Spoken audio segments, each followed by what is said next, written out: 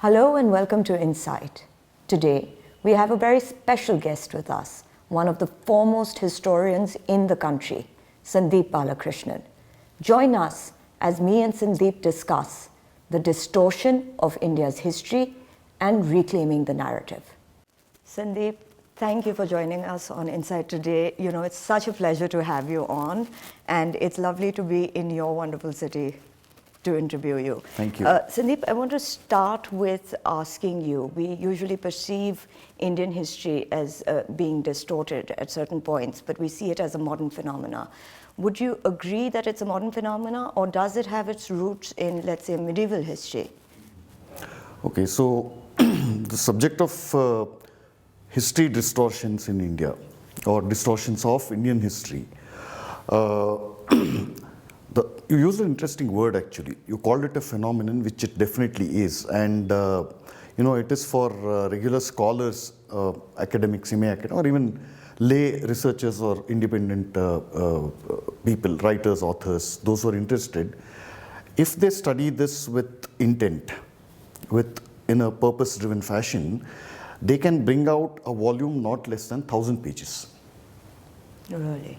Okay, so this is just to give a kind of idea of the scope and expanse of the subject we're talking. Now, when you speak of distortions of Indian history, the phenomenon, the whole distortion of Indian history is rather recent.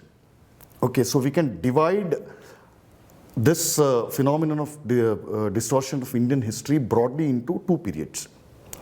The first was the colonial British period. So while the distortions that British introduced can further be understood in a two-pronged fashion.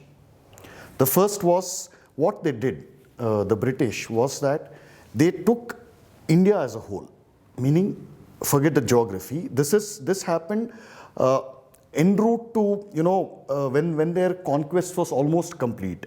Remember that no country, no outside force has ever conquered India as a whole. As an entire geography has never been conquered, be it British. So it was done in a piecemeal fashion we'll stick to the British period. Even the British, all these kinds of various treaties with the different princely states, which were kingdoms actually. What the British called native states, that was a word used, which is interchangeable with princely states. So it was not, they annexed some of these princely states using this doctrine of lapse, all this kind of thing. If that was one part, using doctrine of lapse, the entire territory of that kingdom became part of the British Empire, which reported to the crown. Then there were other native states who were semi-independent, meaning the kings, the princes, rajas, maharajas, they were free to do pretty much what they wanted in the borders of their kingdom. But the king itself, the geography itself, did not directly come under British rule. I'm giving this political context so we can place this whole topic in a proper perspective. So these are two things. What happened was that this finishes a political front. So in order to maintain such a vast country compared to Britain, what is the size of India? 10 times or more, right? So if they have to hold on to a country of this vastness, what they did was they took the entire India as a whole, especially its society, its culture, everything. All these things are linked to each other. Society, culture, language, manners, customs, traditions, dresses, everything. So they took that as a whole, then they cut it up into small parts, like you do, in a lab where you dissect a frog or whatever other thing. And they isolated each part and began studying it in a laboratory-like a fashion. And what they found, of course, all this was aimed at maintaining the colonial, their imperial power for as long as possible. Remember that unlike, other invaders who came historically into India, the British from day one knew that at some point in time, they have to pack up their bags and go. They did not like to stay in India for a longish time. You look at the diaries and journals of all these so-called ICS officers, judges, magistrates, all these guys, even governors, governor generals, they hated this place because of its climate. And of course, because we were dark-skinned and superstition, that's different. So what they did, so because they knew they had to go back at some point, what they did was, as long as they could hold on to India in order to economically loot it, they isolated each part, like I said, and began developing a research of mammoth proportions on each aspect. I'll give you one example. Colonel Macman, I forget his full name, his last name is Macman. He wrote a book called The Martial Races of India. Okay, so that is a proper breakdown. You are a student of anthropology, if I am not mistaken. Yes. So that is a breakdown of all the fighting classes or the martial classes in their terminology. I'm using their terminology. Anthropology is also considered a handmaiden of colonialism. Absolutely, absolutely. So it evolved, in fact, during the colonial period. So anyway, it's a pseudoscience, with due respect. Thank you. You just took 3 years of my life away. So anyway, he makes these classifications. Okay. The whole idea was to disarm the Indian people. You know why it is so difficult even today to get a gun license? Why? Because of a law introduced by British to disarm these martial classes. He writes very, very clearly in his preface, this Macman guy, he writes very clearly in his preface that the object of writing this book is so that we don't have a relapse of something like 1857. Correct. So this is the level at which they did. So that involved large-scale distortions. So whatever they found that would militate against their control, imperial control over India, was systematically blackened. They were given their own interpretations, that colonial interpretation, that this backward is superstitious. So at every level, they began to dismantle this society and culture. Of that, one big project was that infamous Macaulay Minute, which I'm sure now it is widely popular. People at large know this. So that is one aspect of distortions.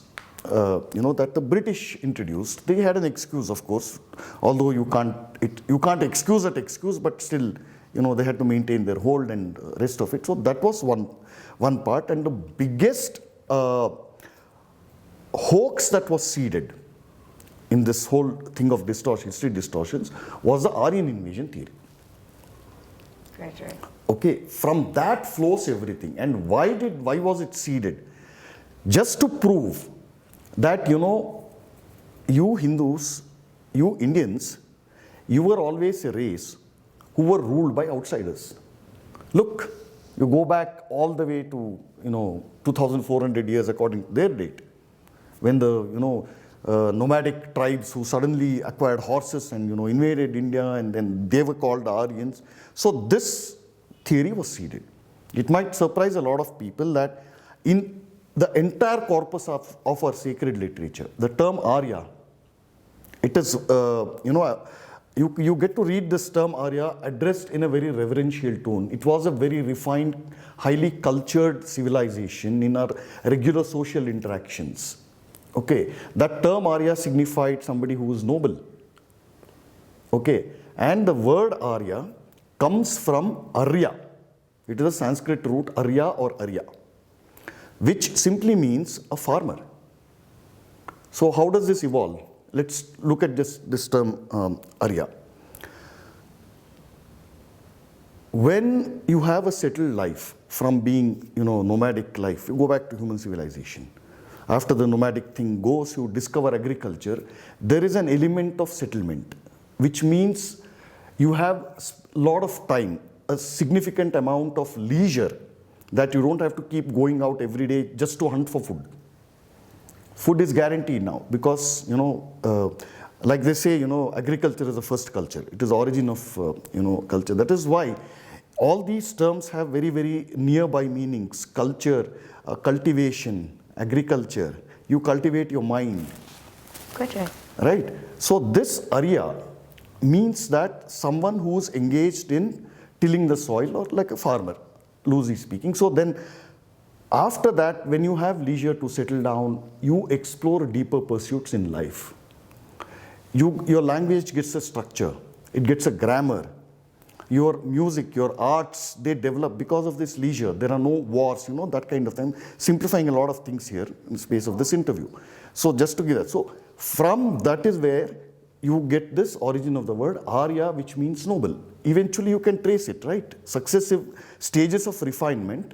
It is not difficult to relate this root, the word Arya, with Arya, which means farmer.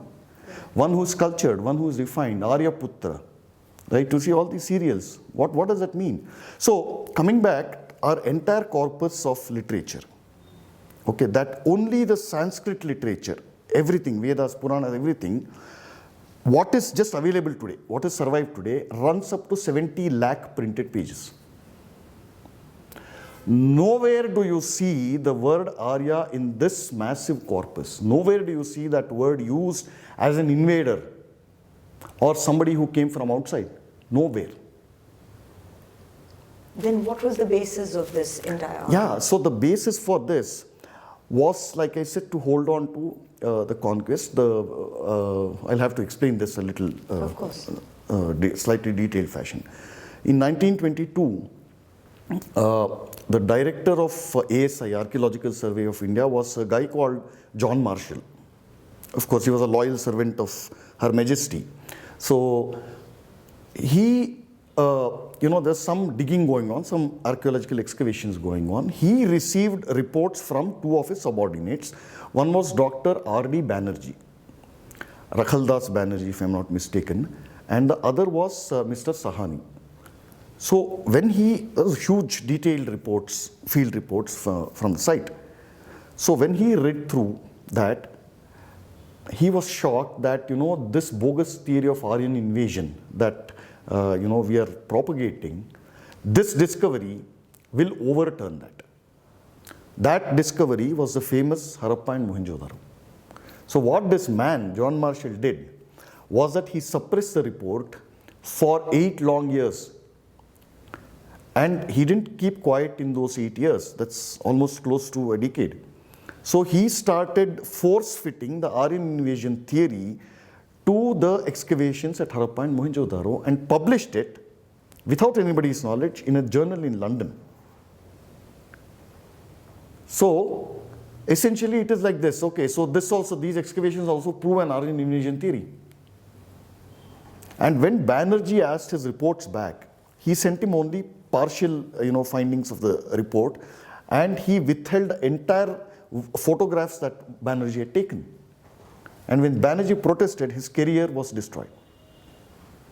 So if you prove that you as Indians were always invaded from outside, ab to gulam ho gaye, permanent slaves, anybody can come. So what is the proof? Aryans came first, then Alexander came, then Hunas came, then Shakas came, then Kushanas came, and then Muslims came. Now we are here. Correct.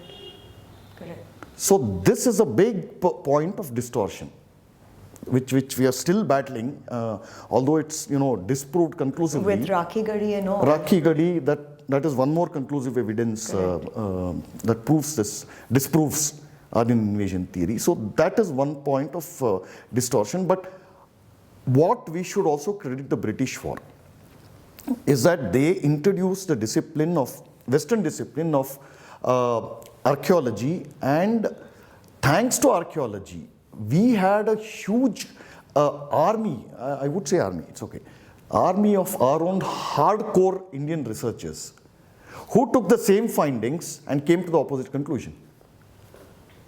Rather, discovered, uncovered, unearthed the truth of Indian history. So these are all people like, Jadunath Sarkar, a long list of such people are there, Saleh Ture, all these people are there. So they were rooted, look, the British had a twofold approach to studying India. One was obviously the Aryan invasion, this colonial hold. The other was they were essentially outsiders who did not imbibe our culture. They didn't need to. They were imperialists. They had no love for our culture. Look, India discovered Western European languages at the same time that Europeans discovered Sanskrit. How many good works of Sanskrit literature has come from the West till date? Name one. None. Zero. On the contrary, there's a huge market for Indian writing in English. We embraced their language, although it's a foreign language. And we shaped it and reshaped it to such an extent that you have a dictionary for Indian English today. This is our real power. So anyway, so that was the other thing, that these Indian scholars, they were, I don't like to use the word insider and outsider, they were sons of the soil in every sense, in a very profound sense. So all of these scholars, they were polyglots. Typically they were polyglots. Okay, Dandekar, A. Saltekar, R.C. Mazum, they would know easily, they could read, write, speak, compose poetry in at least 7 to 9 languages, if not more. We have M. Govindapai, who knew 22 languages. Incredible. Okay, they would decipher inscriptions, they would decipher original manuscripts. They went to extraordinary lengths to do this. And so it was like a parallel track while, the British were giving their mischievous, interpretations to that. These guys were doing this course correction. It was on a parallel track, and you have to read those journals, this back and forth rebuttal. So when, as a result, the first batch, then you add this Macaulay thing. The Macaulay curriculum was meant to, kind of, westernize us so that we don't need to go there. But coming back to the discipline of history, while these two parallel tracks were going on, something else also happening. Was that a new school, I don't like to call it school, but a new track of writing Indian history was seeded in what came to be known as the Aligarh School of History and Allahabad School of History. So this was done it was pioneered by a bunch of Marxists or communists. They identified themselves as communists, basically, what you call as leftists today. So this also happened, and what they seeded, this Aligarh school and the Allahabad school, what they seeded is primarily responsible for the outbreak of this phenomenon called the distortions of Indian history. So this is the background for your answer to the first question. That is very extensive, and it's taken them quite a short while to create so many fissures in our historical studies. But having said that, would you also say that these were the major controversies, historical controversies of the 18th and the 19th century? Or would that be separate? Okay, so here's the thing. The Aryan invasion theory, we'll come back to that just to answer this. It became so dominant and widespread that all these brilliant scholars that I mentioned, right, they also swallowed it. That was the range and the level and extent of propaganda. They also, all these, otherwise they were all brilliant, extraordinary minds. P.V. Kane, all of these people, they took the Aryan invasion theory to be a truth, which it was not. Very few people, dared to oppose that, or because they were convinced that this was indeed true. Not true at all. But were they convinced, or there wasn't that availability of space for a counter argument? No, there was space available for a counter argument, but it's like this, the king is great. Like it's that, like in North Korea, the king is great. You create a phenomenon, a false thing. So there were counters to other kinds of distortions. Some were deliberate distortions, some were not. Some were just honest mistakes. So you can't isolate, this is this, but now, like I said, you have to study this to make a big volume.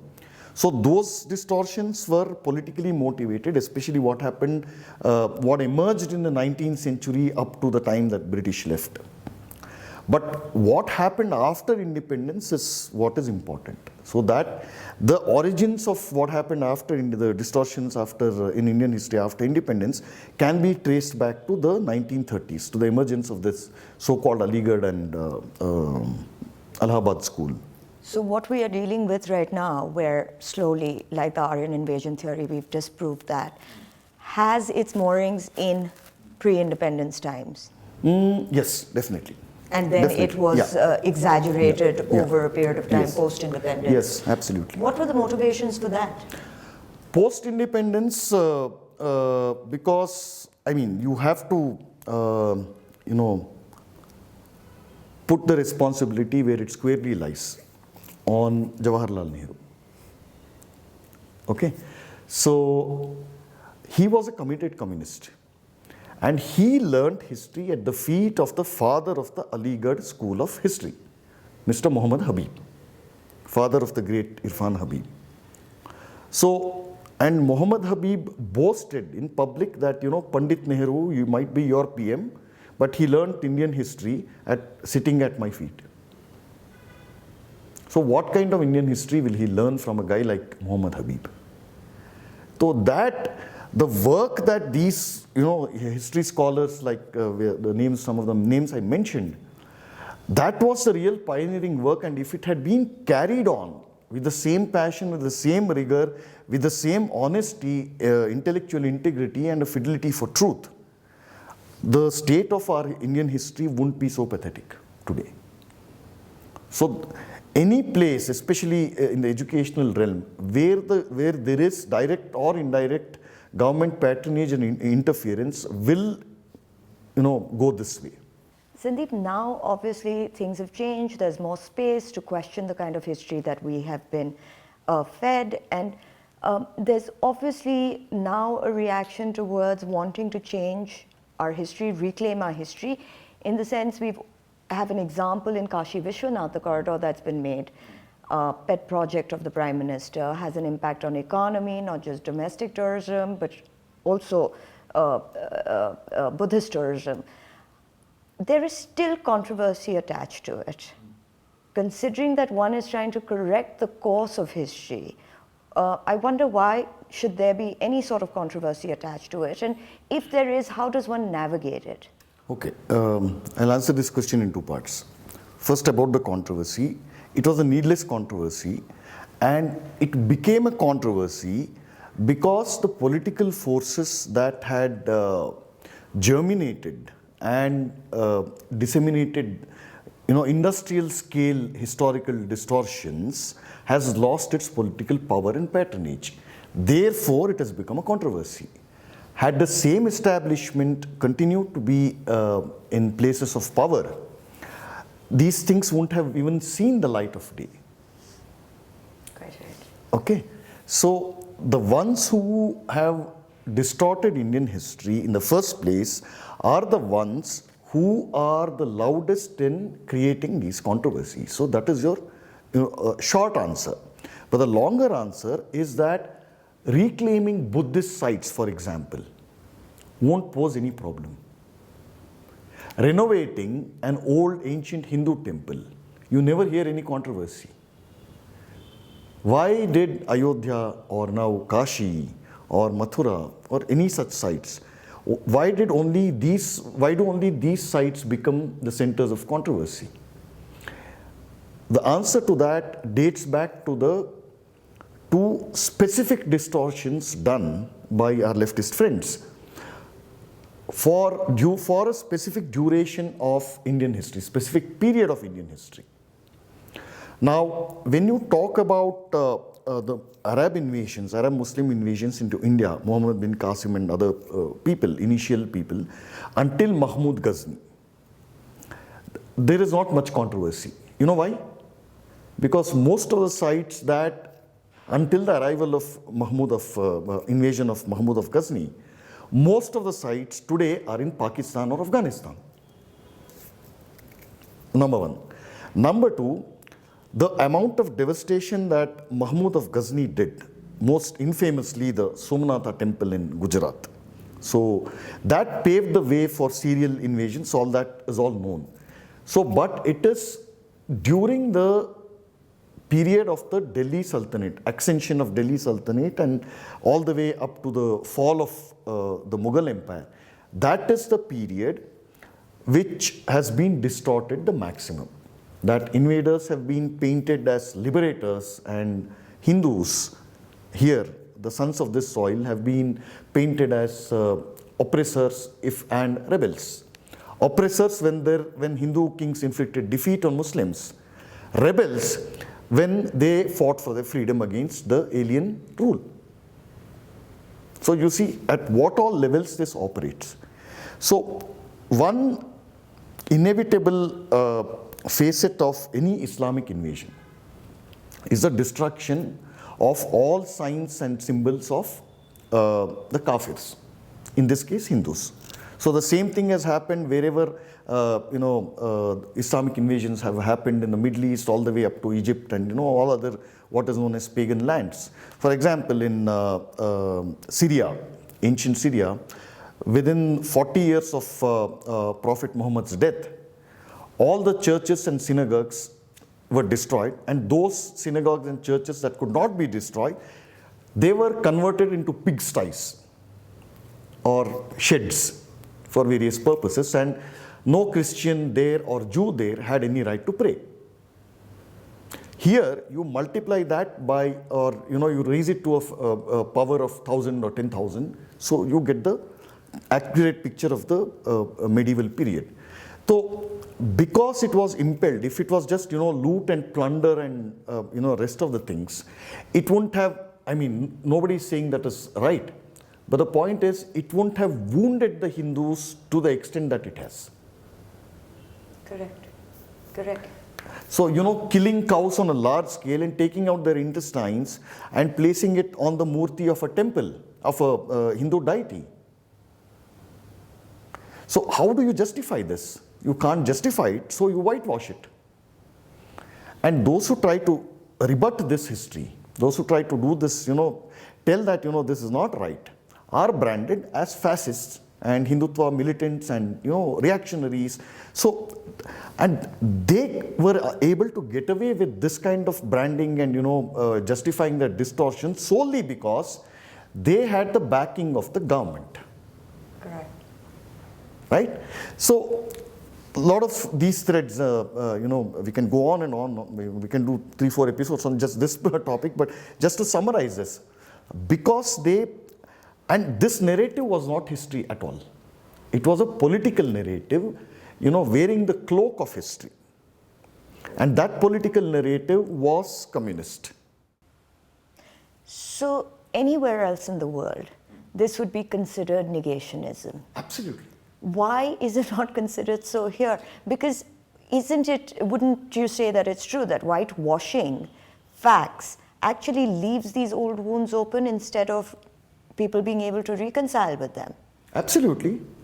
Even here it is considered negationism, and you have spirited defenses against these leftist, distorians is what you can call them, done by all these stalwarts like Ram Swarup ji, Sitaram Goel ji, and Arun Shauri, for example. He's still with us. So a lot of this, one huge batch, but they acted, largely as individual warriors, which is a good thing actually, from a different perspective, against the entire might of the government's history establishment. So you couldn't, it was easy to silence their voices, kill their careers, and defame them, brand them as crazy people, madmen. So I mean, a classic David versus Goliath fight. So in which the other guy, the demon, kept winning for the longest time. So, quite right. Yeah. But what you've said right now about how they were demonized, you have pulled a lot of really controversial threads in the books that you've written, even like Invaders and Infidels, really busting a lot of myths. Have you had the same experience in this day and age? No, actually, I will consider myself fortunate because the real fight that had to be fought has already been fought. So, in a way, my work, for whatever it is worth, is just a small, humble continuation of what the giants have done. That's all. How do you see, Sandeep, we have two more controversial temples in terms of Krishna Janmabhoomi and the Kashi Gyanvapi mosque controversy. Where do you see this going? And how do you think one can reclaim that history and avoid the kind of controversy that we've seen earlier on? Great question, actually. See, at this age and day, and given whatever our experience even in the recent past, for example, that whole Ayodhya movement and the rest of it, we really didn't need to, Hindus and Muslims really didn't need to fight. It could have been settled amicably. But for the leftists, but for the Marxist, gatekeepers of history. Look, let's take the example, fairly recent example. When was the Somnath Mandir rebuilt? 1949 or 50. Where was riots? There's no riots. You had a decisive man in Mr. Sardar Patel, and he appealed to the Muslims, and they gave away that temple. They said, okay, that land, you can rebuild. This could have happened. So what is the difference between the rebuilding of Somnath and the rebuilding of, it never went to any court. There were no riots. So the difference between the rebuilding of Somnath and the ongoing construction of Sri Ram temple is the true downfall not only of history writing, but the politics that enabled this. So unless the Muslim community is what you call insistent on repeating something like what happened with Babri Masjid, that whatever names it used to be called, what is that, disputed structure, this, that. There's no dispute in the first place. Example, 1989, check out Encyclopedia Britannica entry for Ram Mandir or Babri Masjid. It clearly says that this mosque was built after demolishing an existing Hindu temple using the debris and remains and materials of that Hindu temple. So this was the global consensus in the history establishment throughout the world among history scholars. This was a consensus. What the Marxist historians did was to brazenly lie, deny that a Hindu temple ever stood on that place. So it is a blatant, plain-faced lie.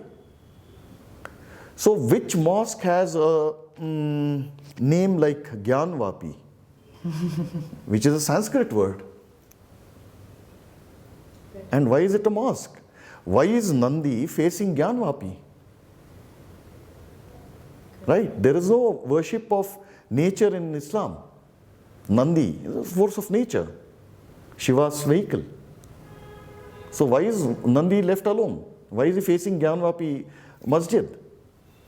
And why is, I'm sure you've been to Janmasthan, right? So it is adjoining, it's attached to that. That also mosque is attached to that. Yes. And you see through that, place where they show that Shri Krishna, where he was born, it was a prison. So across the other side of the wall is a mosque. So it is up to the Muslim community to either, act as descendants of all those people who destroyed their ancestors, who destroyed our temples, or adapt to democratic norms. Could you also shed some light on what the exact controversies were between in these two temples? In which temples? In the Krishna Janmabhoomi and the Kashi Vishwanath. When did the controversy start? When were these temples demolished? No, the controversy in both cases, and not just Janmasthan and Gyanvapi in Varanasi, not just that. You take Bodhshala is another example. So that was the home of Vagdevi, King Bhojaraja, Paramara Bhoja's Vagdevi, his favorite deity. Befitting that he calls her Vagdevi instead of Saraswati. She's the goddess of speech. He's the greatest king who, patronized learning. Right? Kalidasa's, if Kalidasa is immortalized, so has Bhoja been. So these are all beautiful things that when you read that, you get tears in your eyes in our history, our literature especially. Now that temple, Bodhshala, Vagdevi temple, it is ruined or semi-ruined. And the entrance to that, you have to walk through. It is surrounded by four Sufi shrines, if I'm not mistaken, but mosques basically, Islamic structures. So how many temples, you look at these temples, so there is a controversy. You can, dig up history and you will find this. It's not just specific to Varanasi or Mathura. You can trace back, okay, Mathura, for example, was first demolished by Mahmud of Ghazni. And the circumstances when he landed in Mathura, it was a city of temples. Even today it is. Okay. Teeming with extraordinary Hindu temple, exquisite, spread over an entire city, temple city. Basically, he saw that it took his breath away. And he records it that, this is so beautiful, it is not the work of mere human beings. And then he closed his eyes, he sighed, and he said, it cannot stand. It militates against our faith. Gone. Sulfur, naphtha, everything burnt, and with pickaxes, all of them gone. So that was the first sack of Mathura, Krishna temple. And after that, again, during Aurangzeb's time, Mathura has been sacked several times. I don't recall all the invaders who sacked it, but the last Sultan who sacked it was Aurangzeb. And Kashi Vishwanath, so everybody knows that Aurangzeb destroyed the same thing. So obviously it shouldn't have been a controversy. Especially when you say that you are a secular country and whatever the rhetoric that went on during that secularism debate secularism in practice has been fatal to Hindus, and I have no hesitation to say that, which is a verifiable truth all around you. And that can make for a completely entire session, yeah. But when we talk about Aurangzeb and we talk about invaders like this who've caused immense damage and hurt to the sentiments of people of India and Hindus, when we come to smaller issues like changing names of roads, there's still a huge uproar from the Hindu community. Yes. Why does this happen? Oh, from a section of Hindu community is what you're saying. So that again you have to go back to history distortions, because the present is always a function of the past. So unless you have not been told in your education system, India is perhaps the way for the longest time since independence, the way our history has been taught. India is the only country where you can read Hindu history. Hindus can read their own history and end up hating themselves. This was the work of real work of these distortionists, basically. So how it translates into public discourse is that, for example, okay, everything, whatever happened in the past, we are not responsible. Today's Muslims are not responsible, or today's Hindus are not responsible, as a case may be. So you forget it. Okay, but has the behavior pattern changed? Yeah. Two, that is works at one level. The second level is that when you, the second one flows from the first, is that, okay, fine, all religions are equal. Okay, because we have a multiplicity of gods does not mean all religions are equal. Okay, so from that it comes, okay, they are also people like us. So here is a question, and I've done I think a speech on this one somewhere, I don't remember.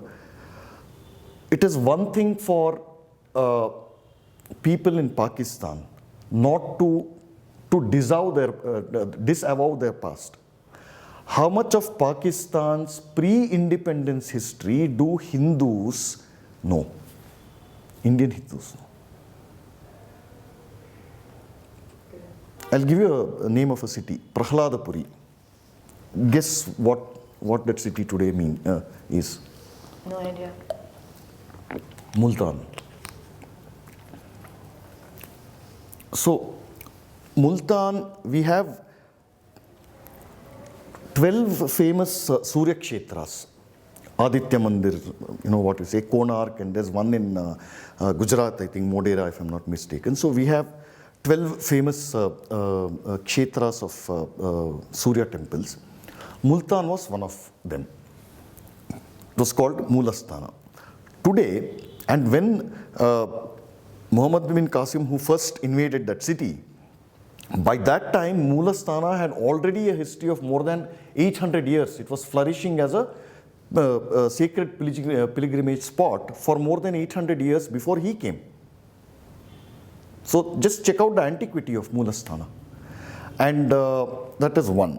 It had enjoyed the same sanctity that the three kshetras you mentioned today, Kashi, Vishwanath and Mathura. It had the same status.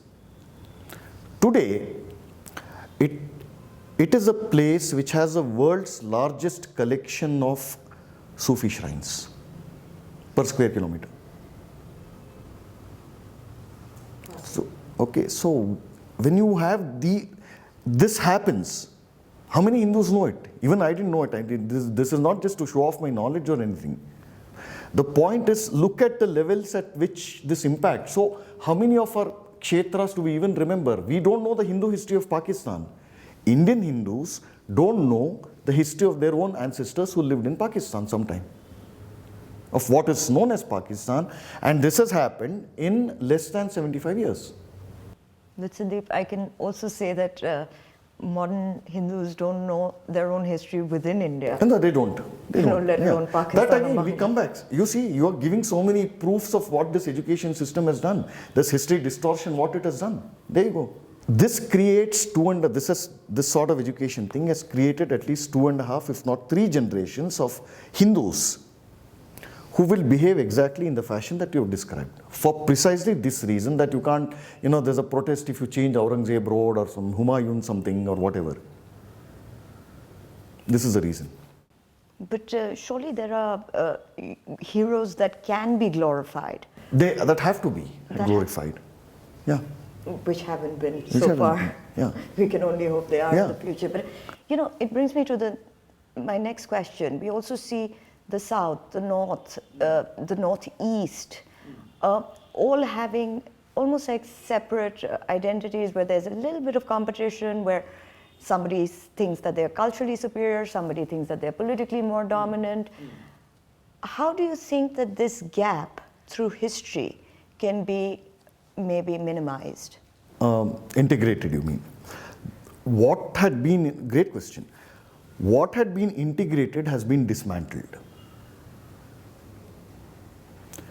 You took the example of Northeast. I know you are a specialist, so you have to correct me if I go wrong. The point is, in no literature in our country, historical literature, that's why I say you study literature in all our languages, including Sanskrit.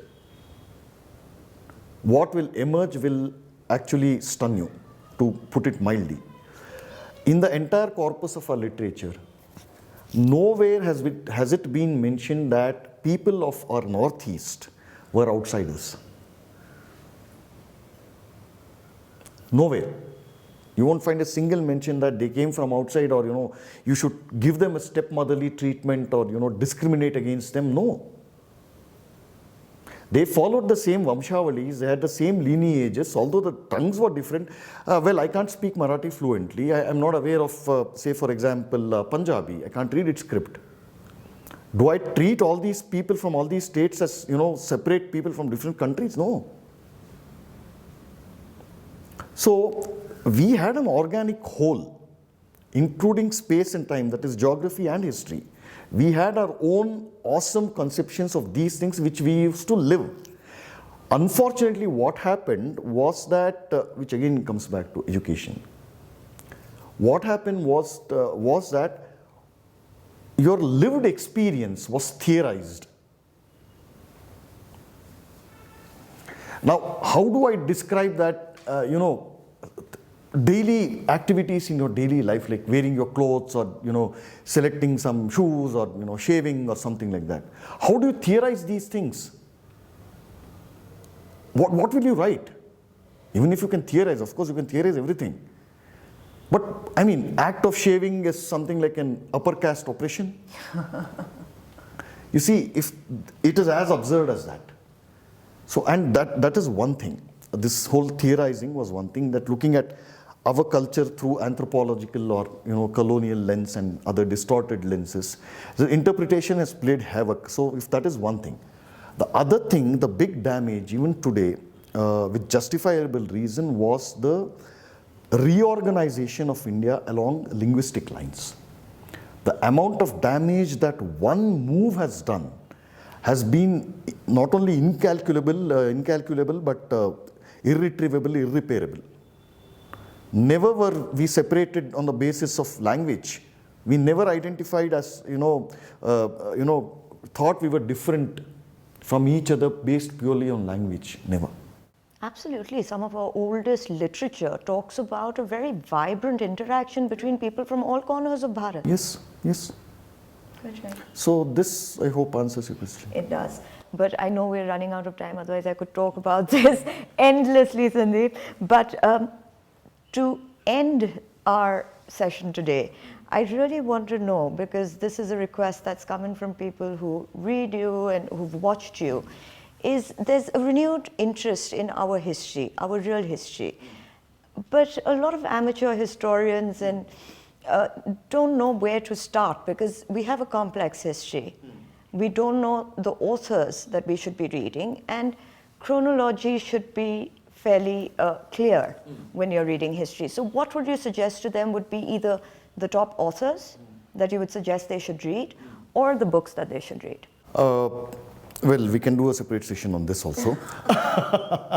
Fantastic. Yeah, I can't be this, brief kind of a thing. Anyway, so just to give an answer in a capsule fashion, it's interesting you use the word amateur historians, which again takes me back to what I mentioned, in the middle of this conversation, that the history writing, history as a discipline that was pioneered by all these luminaries like Jadunath Sarkar, Desai, Rajwade, all these people, that if it had continued, that was real history. You wouldn't have used the word amateur historian. There is a historian. Now, I understand what you mean by saying amateur historian. Somebody who writes history, who's interested in history, writes on it or speaks on it as a hobby or, just out of a passion. So when this endeavor of national service of writing the true history of Bharatavarsha, when that was rudely cut short and distortions took place, it was replaced by distortions instead of truths. A lot of valuable works that these pioneers had done, that was intentionally obscured. All those works, and my suggestion, I can't name specific authors, we'll have to do a separate thing because this can go on. So my suggestion would be to read the masters. Begin with, say, depending on your area of, what subject or what area in Indian history you want to tackle or you want to take up. You can read the masters, which include Jadunath Sarkar. There is a bibliography I've given on Dharma Dispatch, specifically on these works. So once, and take up any of those books on different aspects of Indian history, that it covers most of the aspects of Indian history. You take any of that and you read the bibliography that they have given. Good. Okay, so that is one thing, and the other thing is to, what you call, to be frank, how do I put it? History writing as a discipline, as a known discipline, has been so thoroughly destroyed in our formal academia, in the universities, what is known as alleged higher education. It has been so thoroughly destroyed that even people, historical scholars with multiple PhDs, with very, very few exceptions, you can count on them, on your hands of your fingers, fingers of your hand. So, barring these people, history scholars with multiple PhDs, please don't approach them. Okay, so what you do is that read the primary sources. I cannot suggest shortcuts, that there's no quick recipe for this. It's back-breaking work, and you can't have a target that I'll publish one book every year. It doesn't work like that. The subject itself is like that. So anyway, so read the primary sources, or you read the masters who will guide you to the primary sources. Everything is there. They've written that. All you need to do, like I said, is to continue. There was a huge pause, after that generation of stalwarts, history stalwarts, after they were either marginalized or died. So a huge gap was there. There was a great pause which you need to continue, that's all. They have given you all the raw material, in some cases even the finished product. So just revive them, read through, you will find your guidance there. It is hard work, it is not easy, but go to the primary sources. So if, it's as simple as this. If you want to know Sandeep's opinion on something, who is the best person to approach? Look at the references that he has. No. If I have, say you read something that, Sandeep has said something about something, who is the best person you have to approach to verify the truth of that? Sandeep. That's it. Got it. So these are some of the ways you can do this, but please don't fall for theories. Never fall for these non-historical way of looking at history.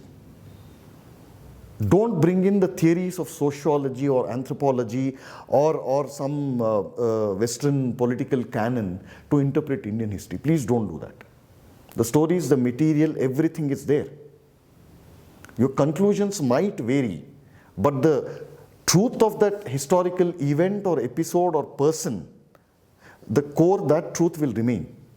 This is what these stalwarts did. So don't say Romila Thapar said this, or somebody else said this, and therefore Akbar must have been good or bad or evil or wicked or whatever, or Samudragupta was a bloodthirsty guy. So you will get a proper picture when you read the primary sources. Well, Sandeep, thank you so much. I think that has been a very enlightening experience, and I think your last answer would come to a lot of use to a lot of people who have this revived, renewed interest in history. So thank you very much, and I hope we can do many more sessions again. Certainly. And I will see you on Insight again. Sure. It's my honor. Thank you, Rami. Thank you, Sandeep. Namaste. This has been one of the most definitive conversations on history that we have had on Insight. Clearly, many in the past have tried to distort Indian history, but with good and persistent scholarship like this, it is clear that there is hope for a reclamation of India's true history. Until next time, thank you for watching.